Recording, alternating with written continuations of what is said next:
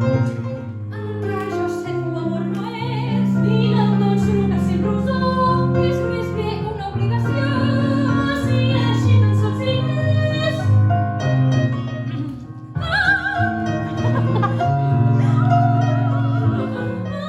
Antes vaig poder viure els dos, en idil·li amorós.